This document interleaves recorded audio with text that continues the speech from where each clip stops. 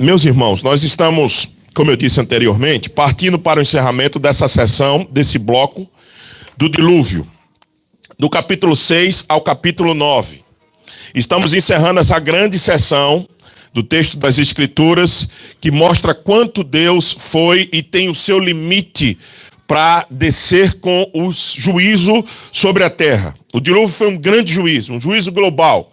Não foi um juízo particular, um juízo global que acabou com toda a existência humana naquele período.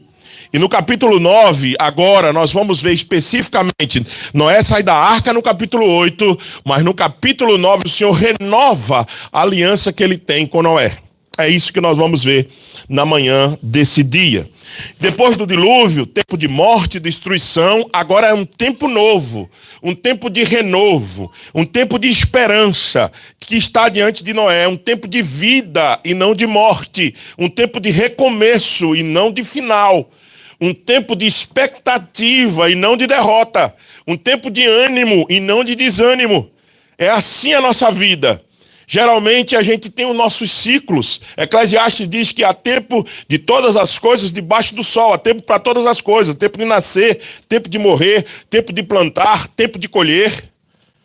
Agora é tempo de Noé, já saiu da arca e agora é tempo de esperança, é tempo de vida, é tempo de nova expectativa que está pela frente.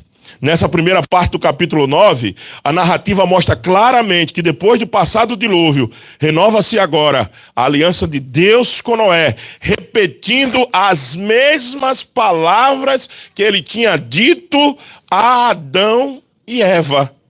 As mesmíssimas palavras. O que nós vamos ouvir agora é uma espécie de repetição.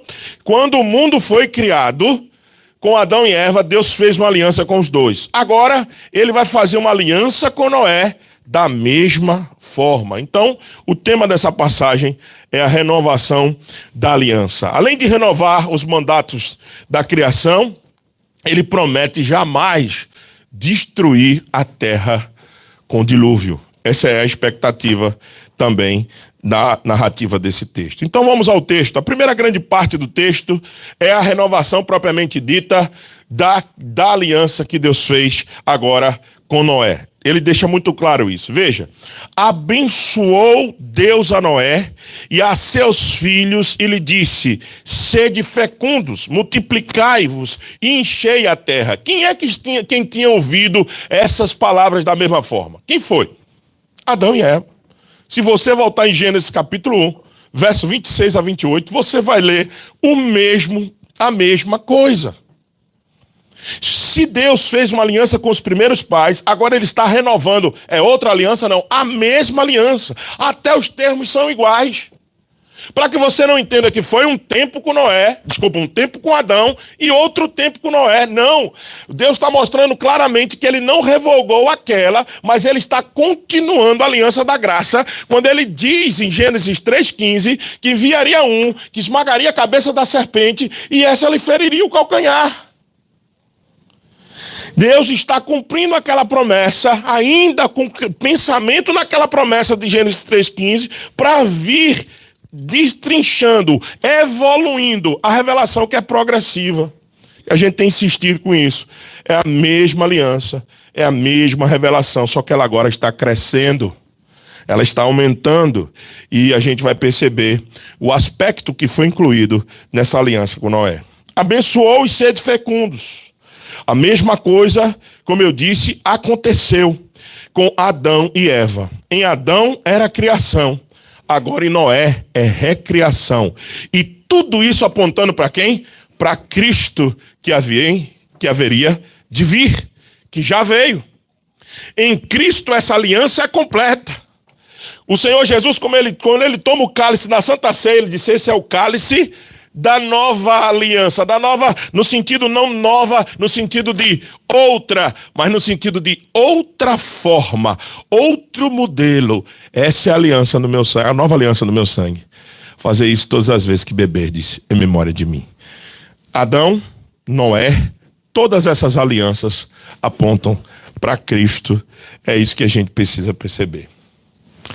Veja, o verso 2 diz: pavor e medo de vós virão sobre todos os animais da terra e sobre as aves dos céus, tudo que se move sobre a terra e todos os peixes do mar, nas vossas mãos serão entregues.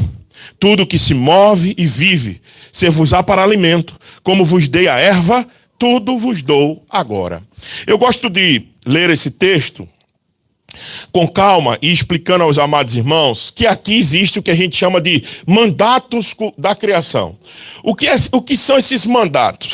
Na nossa cultura, a gente costuma entender isso melhor. Lá no Nordeste brasileiro, quando a gente dizia assim, eu vou mandar esse menino fazer um mandato. Era, na verdade, uma missão. Um tempo que ele tinha que ir lá, por exemplo, vai fazer um mandato para sua avó, menino. Vai lá no tempo na barraca e traz lá a farinha ou refrigerante, enfim.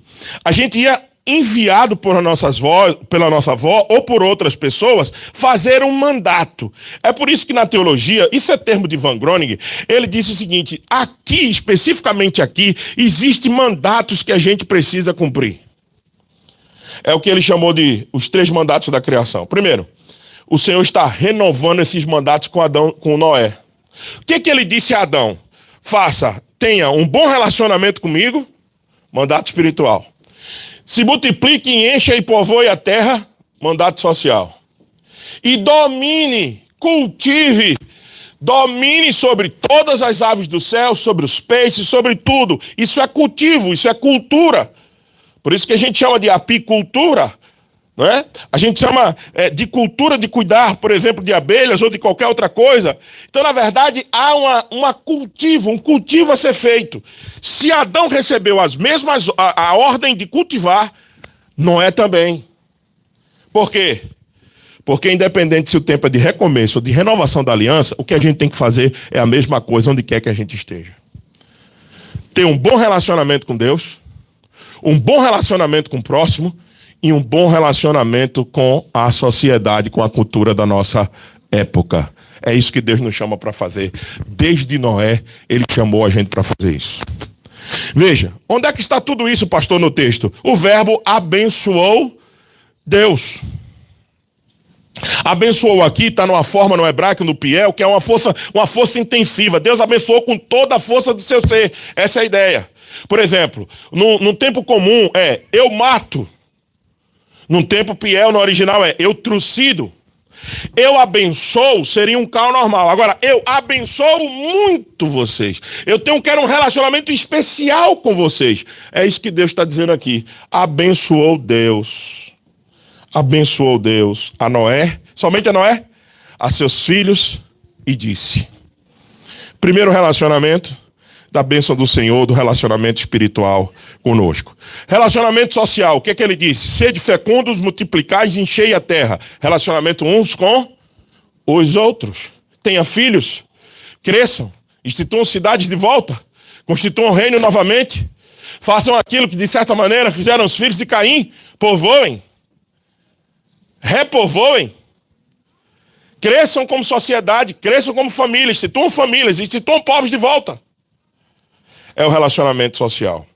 E o último, o que eu gosto muito, é o relacionamento também cultural, como que Deus faz isso. Pavor e medo de vós virão sobre todos os animais da terra e sobre as aves do céu e tudo que se move sobre a terra e todos os peixes do mar e serão entregues nas vossas mãos.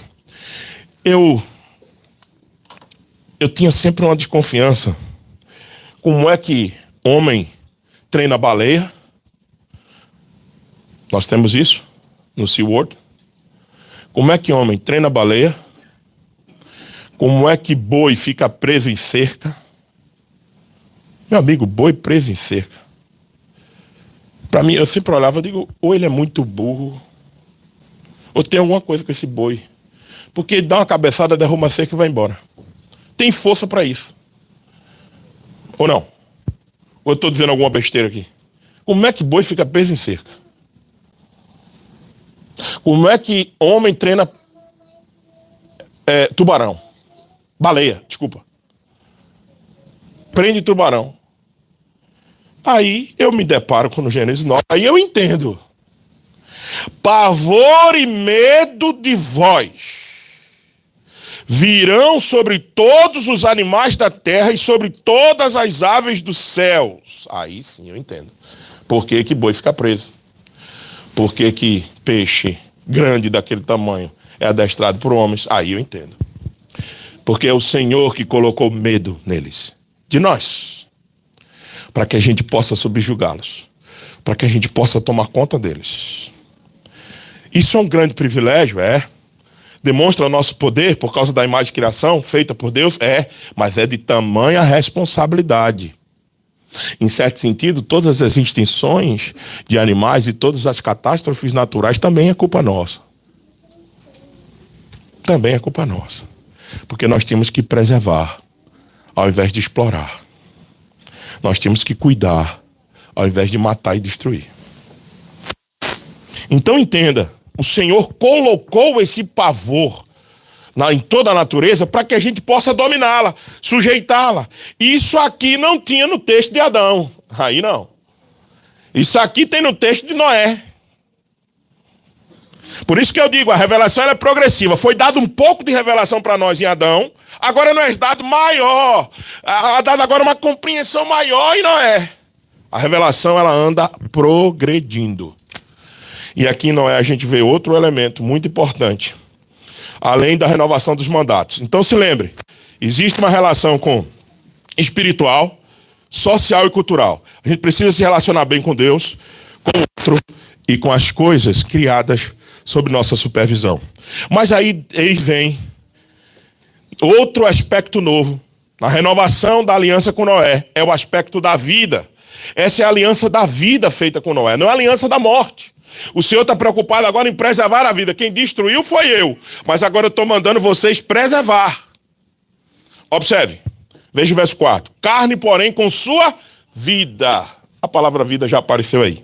Isto é, com seu sangue não comerás.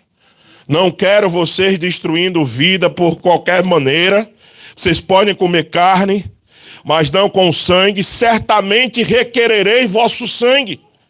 O sangue da vossa vida. De novo a palavra vida, porque sangue tem a ver com vida.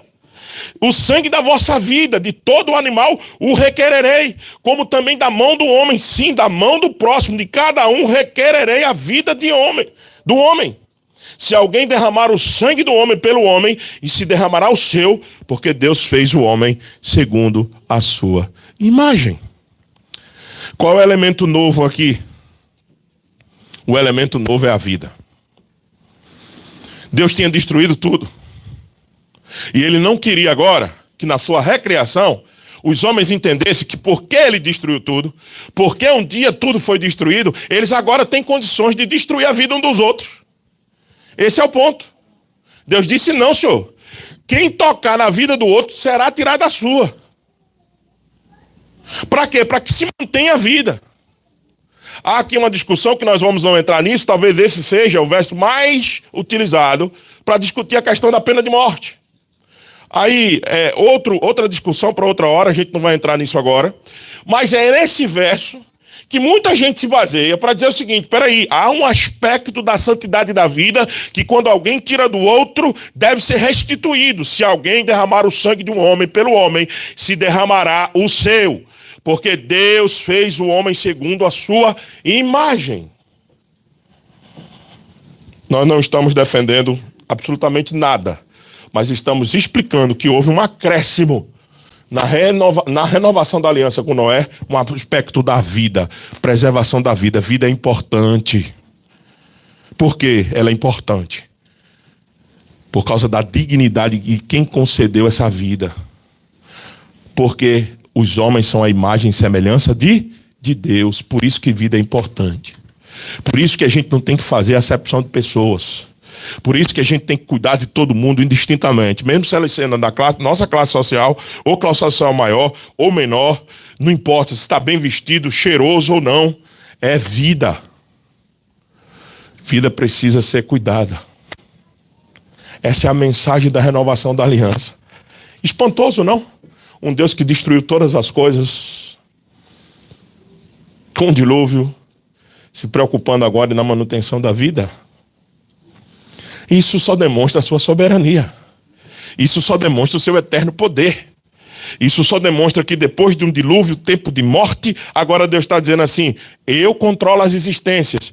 Eu fiz morrer, mas agora eu quero que vocês preservem. Porque eu fiz morrer por causa, não esqueça, da corrupção generalizada do pecado. Agora, eu quero que vocês vivam de novo diante de mim. O Deus que destrói é o Deus que preserva. O Deus que aniquila a vida. Diz agora, se alguém tirar a vida do outro, deverá ser tirada dele. Veja, quem derramar o sangue do homem, Deus estabelece um princípio aqui de justiça, um princípio retributivo, mas antes eu quero voltar um pouquinho na questão da carne, para que vocês não saiam daqui entendendo que nós defendemos não comer nenhum tipo de carne, não, pelo contrário. O termo hebraico agora indica que o sangue contém a vida, excluindo e sendo exclusivo a Deus. Essa proibição prepara o fundamento para as leis mosaicas que vem aí adiante, mais detalhado sobre o consumo de sangue, Levítico 17, 10, 14. No Novo Testamento, a proibição do consumo de sangue é reafirmada pelo Concílio de Jerusalém, em Atos 15. Lembre-se, vocês não vão fazer circuncisão nos gentios, mas também os gentios não devem comer carne com sangue, para que evite escândalo aos judeus. Como uma concessão para evitar escândalo entre judeus e gentios. Talvez aqui, para evitar também contaminação, era uma ideia de higienização do povo. Eles viviam em tendas. Se o sangue fosse manipulado de qualquer forma, poderia trazer uma grande pandemia, uma epidemia sobre os acampamentos. Então há uma questão de higiene aqui. Mas há também uma questão de bom senso na decisão de Atos 15, para não haver escândalo entre judeus e gentios. No entanto, essa proibição não se impõe mais a nós cristãos. Essa é a nossa, por causa do quê? Da revelação progressiva, eu tenho dito isso. Essa imposição não se impõe mais a nós cristãos como um mandamento perpétuo, visto que na nova aliança de Cristo, ele trouxe liberdade em relação às leis cerimoniais de onde? Do Antigo Testamento. Não estamos mais presos às cerimônias do Antigo Testamento, porque Cristo veio e aboliu tudo isso. Então, não esqueça, o aspecto principal desse ponto é a renovação da vida. A renovação da aliança com Noé, com seu aspecto principal, a vida. Agora a vida é mantida. Qual a aplicação de tudo isso para nós? Eu gosto muito de lembrar de Jeremias 29. O povo estava indo para o cativeiro. O povo estava preso, exilado, distante da sua terra. Era um povo forasteiro. Alguma coincidência com a gente? Que estamos em contexto migratório? Muita coincidência. E quando Deus diz, escreve para o povo que está exilado, que está fora da sua nação, que está no cativeiro, que está fora, a mesma ideia para mim, a ideia que está acontecendo aqui em Noé, agora é um novo começo, uma renovação. O que é que Noé tem que fazer? A mesma coisa que o povo que estava no cativeiro deveria fazer. Jeremias capítulo 29, verso de 1 a 14. Eu queria que você abrisse esse texto, por favor, para que a gente fosse lá e verificasse. Jeremias 29. Jeremias 29.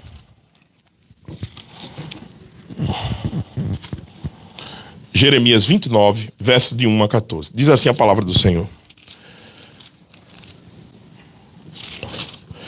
São estas as palavras da carta que Jeremias, o profeta, enviou de Jerusalém ao resto dos anciões do cativeiro, como também aos sacerdotes, aos profetas e ao povo que Nabucodonosor havia deportado de Jerusalém para a Babilônia. Quem é que mandou a carta? O profeta. Por mando de quem? De Deus. A quem que ele mandou? Ao povo do Senhor, aos profetas que estavam no cativeiro. Escute e preste atenção.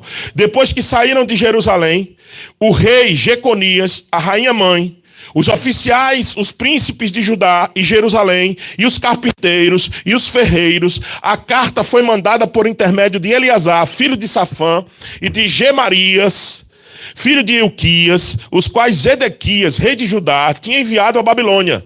a Nabucodonosor, rei da Babilônia, e dizia, o que é que dizia a carta? Presta atenção.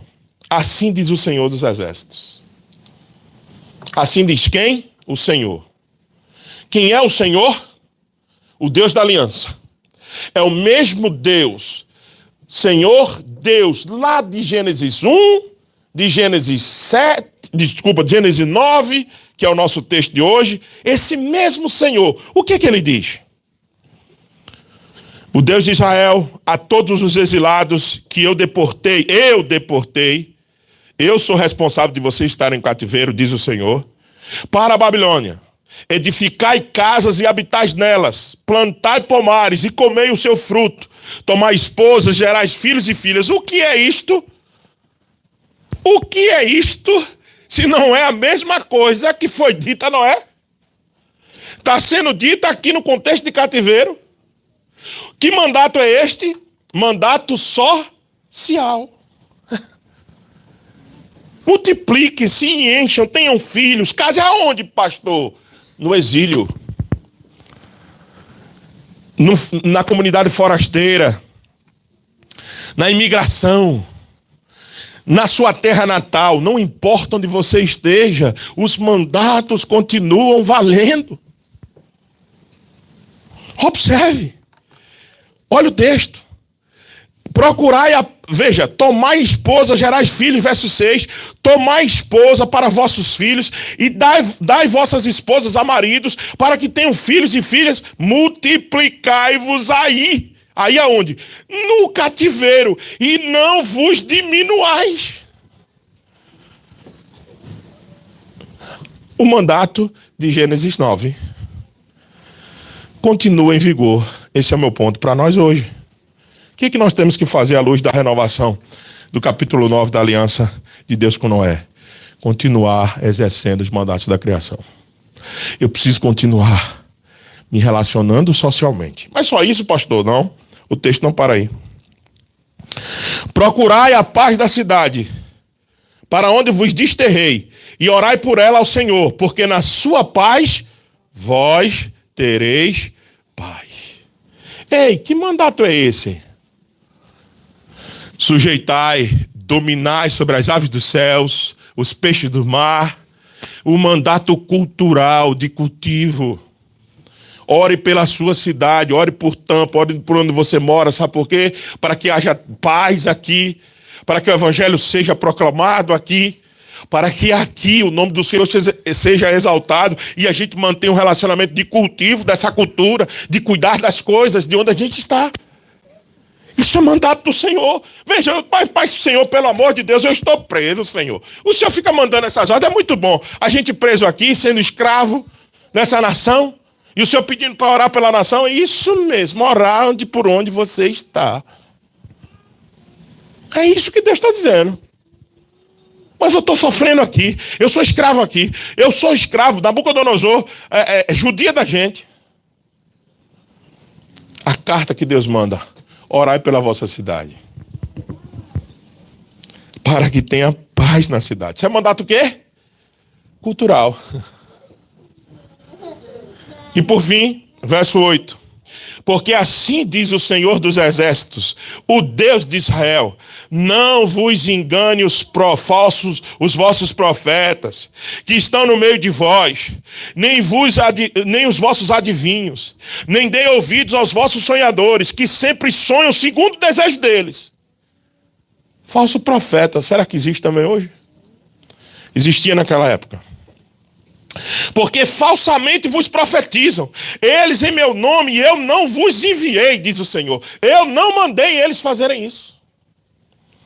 Assim diz o Senhor, logo que se cumprirem para a Babilônia 70 anos, atentarei para vós outros e cumprirei para convosco a minha boa palavra, tornando-vos a trazer para este lugar.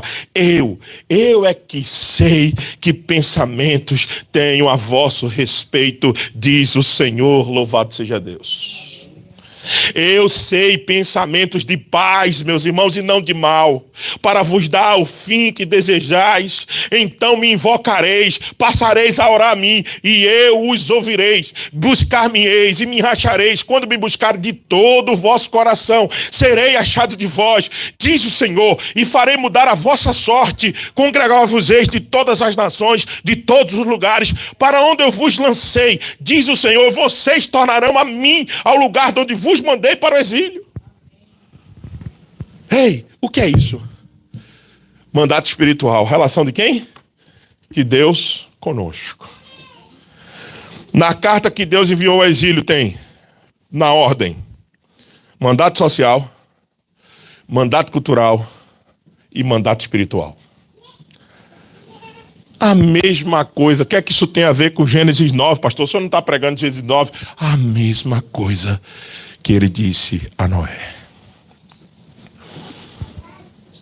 Veja, o Senhor quer esse relacionamento conosco, mesmo se a gente estiver no cativeiro, mesmo se a gente estiver fora de casa. Me busquem lá, porque eu sei, gosto muito dessa passagem, eu sei o pensamento que tenho a respeito de vocês. Pensamento de paz e não de mal, para vos dar o fim que desejais. O Senhor contempla o desejo do nosso coração. O Senhor sabe o que nós precisamos. E Ele nos dará, segundo a sua santa e soberana vontade, aquilo que nós precisamos, mesmo no meio do cativeiro. Mesmo no meio do contexto migratório, da distância, do afastamento da nossa terra. Então, o que a gente deve fazer? Nesse primeiro ponto, diante de tudo isso, devemos continuar fazendo a mesma coisa, cumprir todos esses mandatos. Mantenha um bom relacionamento com o Senhor aqui onde você está. Mantenha um bom relacionamento com o seu próximo aqui onde você está. Mantenha um relacionamento com a sociedade, com a cultura, com as coisas da cultura aqui onde você está. Porque de outra sorte você não está vivendo.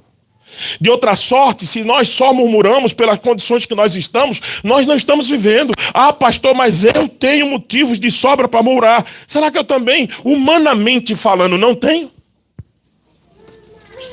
Será que eu também não tenho como vocês? Eu sei. Eu sei as lutas, as dificuldades, os grandes desafios, eu sei. Talvez nós estamos no nosso cativeiro. Amém. Mas nós não podemos perder isso de vista. Nós estamos debaixo, na verdade, da aliança de Deus conosco. Nós não estamos sós. Nós não somos filhos que somos bastardos espalhados por essas nações. Não, nós somos filhos de Deus. Nós somos o povo do Senhor. Nós somos os seus filhos amados. Ele sabe o pensamento que Ele tem sobre nós. Ele quer nos dar boas coisas, meus irmãos. E não porque Ele faz falsa promessa como falsos profetas por aí, que só vive declarando vitória a você, quando você, às vezes, a sua vitória passa pelo vale da sombra da morte de muitas lutas. Mas Ele estará contigo. O seu cajado lhe consolará, a sua mão será sobre você, a mão dele será sobre você, porque Ele pode te ajudar onde quer que você esteja. Esse é o ponto. Então para de murmurar, para de reclamar e agradece ao Senhor, glorifica o nome do Senhor e procure andar humildemente com o seu Deus. É isso que diz Malaquias.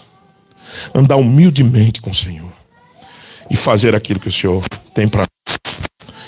Segundo aspecto do texto, está no verso 8 a 11 de Gênesis 9.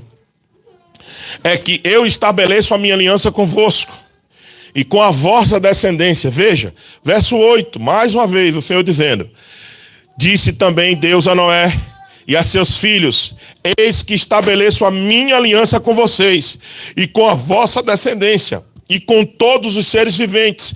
Estão convosco tanto as aves, os animais domésticos, os animais selváticos que saíram da arca, todos os animais da terra. Eu estabeleço a minha aliança com vocês. Não será mais destruída toda a carne por águas de dilúvio, nem mais haverá dilúvio para destruir a terra. O Senhor está dizendo que eu tenho uma aliança com vocês. A aliança é feita de Deus, é de forma unilateral. É a minha aliança com vocês. Vocês não têm condições de entrar numa aliança comigo. Eu estabeleço com vocês. Porque no mundo antigo, as alianças eram feitas para assegurar que os reinos compartilhassem de um pacto e quem destruísse, quem não cumprisse as suas obrigações, a outra parte seria aniquilada. Mas a aliança com Noé aqui é de forma unilateral, porque a graça divina é quem assegura a continuidade da terra, não é Noé. Noé vai entrar com o que nesse pacto? Dizer o quê? Noé vai chegar e dizer, pode ficar tranquilo, Senhor, eu vou tomar conta de tudo isso aqui. Ele não tem essa condição. Ele não tem essa capacidade. É Deus que tem. E por isso que Deus diz, eu estabeleço a minha aliança. É minha. Com você. A aliança com Noé, ela já disse, ela é feita de forma unilateral. A terra não será mais destruída, diz a passagem. E também foi alvo da sua salvação. E essa terra mesmo agora, segundo Romanos capítulo 8, diz que ela espera o tempo da redenção com gemidos inexprimíveis. Com dores de parto, a terra também espera a sua redenção. Por isso que isso aqui aponta para novos céus e nova terra que virá. Tudo que Satanás tocou não será destruído, será restaurado, porque Deus não perde nenhuma batalha e muito menos a guerra para Satanás. Terra que foi tocada pelo pecado e pelas instruções da serpente será totalmente renovada. Porque Deus não perderá para a serpente, jamais. Como um pai que promete ao filho que nunca mais o abandonará, mesmo após a disciplina. Isso é lindo. Deus acabou de dar uma disciplina global e está dizendo a Noé, meu filho, nunca mais vou bater em você desse jeito. Nunca mais vou te dar essa surra. Nunca mais.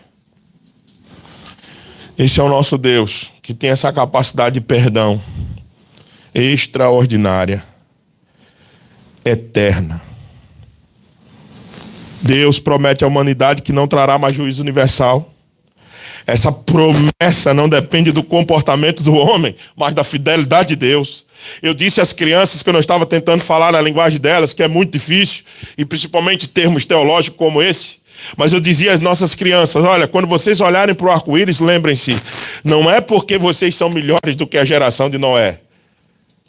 Não, é porque Deus prometeu que não ia mais acabar desse jeito. Porque Ele é fiel a suas promessas. E a sua misericórdia. Então o arco é a demonstração da sua misericórdia sobre nossas vidas. A aliança de Deus com Noé aponta para a sua fidelidade.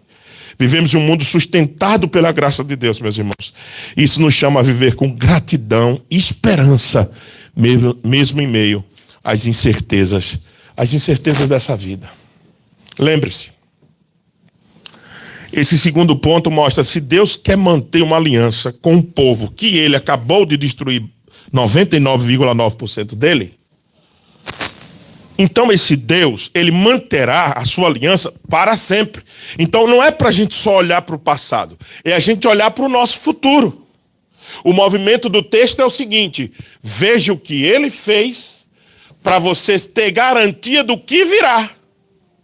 Se Ele trouxe um dilúvio, um juízo universal e restaurou todas as coisas, restaurou a aliança, deixou de pé os mandatos, logo Ele vai deixar a fonte de salvação também aberta para nós. Por causa da sua misericórdia. Não por causa de nós mesmos. Não porque a gente é bom.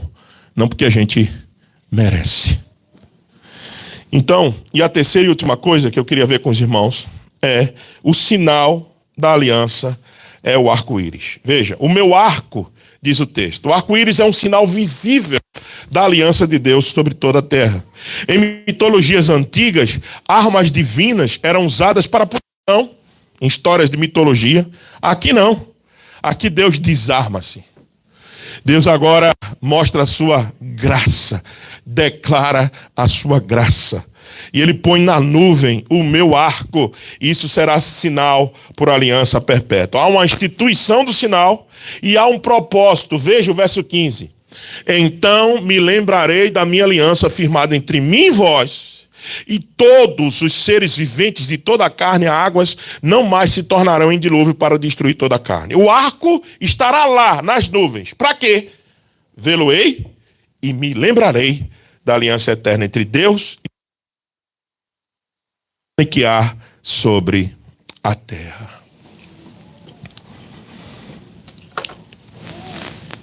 Deus precisa, por acaso, ser lembrado de alguma coisa? E por que o texto está dessa maneira? O arco estará nas nuvens, vê-lo-ei e me lembrarei. Eu tenho enfatizado a vocês, conversado com vocês nessa série de exposições, que o verbo lembrar aqui não é porque Deus tem algum tipo de amnésia. É sempre no intuito de agir. Ele lembra para agir. Se ele não vai mais jogar sobre nós a sua ira, porque ele colocou um arco para lembrar ele a quê? Primeiro, ele não tem amnésia, mas para lembrar ele agir sempre como? Com graça sobre nós. Essa ideia do verbo lembrar aqui é seu mover, o mover de Deus. Deus é imutável, mas não imóvel. Ele vai se mover sempre a nosso favor. Ele vai agora sempre se mover em direção a nós, não mais contra nós. O movimento de Deus contra toda a humanidade foi no dilúvio. De lá para cá, o movimento sempre de graça, de buscar o perdido. O tempo inteiro. É isso que o arco significa. Todas as vezes que você sair e ver o arco-íris, lembre-se, não só que ele não destruirá com água, mas ele se move em nosso favor. Ele vem até nós. Depois dessas coisas, diz Apocalipse capítulo 1, verso 3. Depois dessas coisas olhei, e eis não somente uma porta aberta para o céu, como também a primeira voz que ouvi, Apocalipse de João, como de trombeta ao falar comigo, dizendo: sobe para aqui e te mostrarei o que deve acontecer depois destas coisas. Que coisas? Dessa vida que vocês estão vivendo na terra. Depois dessas coisas, imediatamente, eu me achei em espírito, e eis armado no céu um trono, e no trono alguém sentado, e esse que se acha sentado é semelhante no aspecto à pedra de jaspe e de sardônio, e ao redor do trono há um arco-íris, semelhante no aspecto à esmeralda. Eu disse para vocês que o arco-íris não é para lembrar a Deus de coisa que ele possa esquecer, mas é o sinal de que ele vai sempre em busca de salvar o seu povo. Eis o cenário do céu. Lá está um arco-íris, lembrando, impulsionando o nosso Senhor de não mais nos destruir, mas de salvar o seu povo. Ele mesmo fez tudo isso. Então, meus irmãos, qual é a aplicação para isso? A nossa fé, em primeiro lugar, a nossa fé está firmada não nas circunstâncias, mas na fidelidade do Senhor. Todas as vezes que vemos o arco-íris, somos lembrados que Deus cumpre suas promessas e nos chama a confiar nele, mesmo em tempos de crise, mesmo em tempos de dificuldades, mesmo nos dias mais sombrios e desanimadores da nossa vida. O Senhor nos chama a continuar acreditando plenamente nele. Portanto, depois de lembrarmos que o Senhor renovou a aliança com Noé, depois de lembrarmos que os aspectos da aliança da promessa de Deus é um aspecto imutável, irrevogável, e depois de vermos o sinal, algumas aplicações finais para encerrarmos.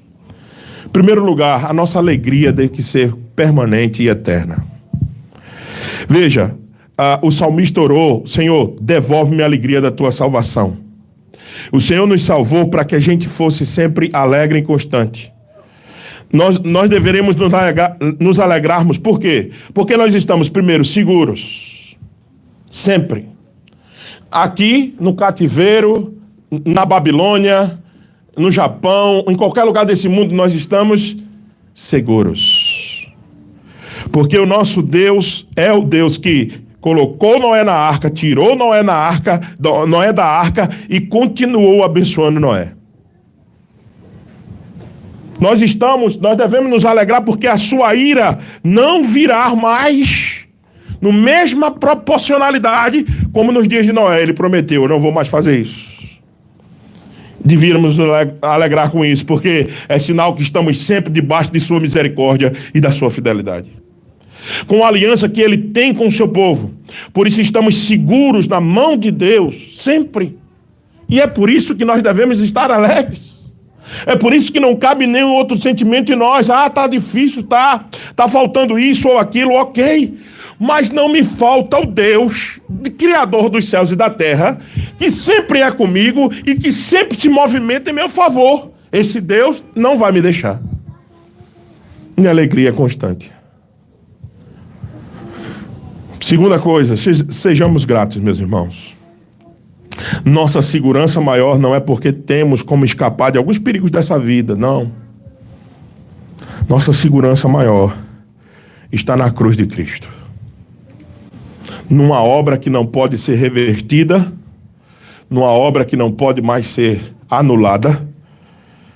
Se o arco-íris é o sinal da aliança após o dilúvio, a cruz de Cristo é a consumação dessa aliança.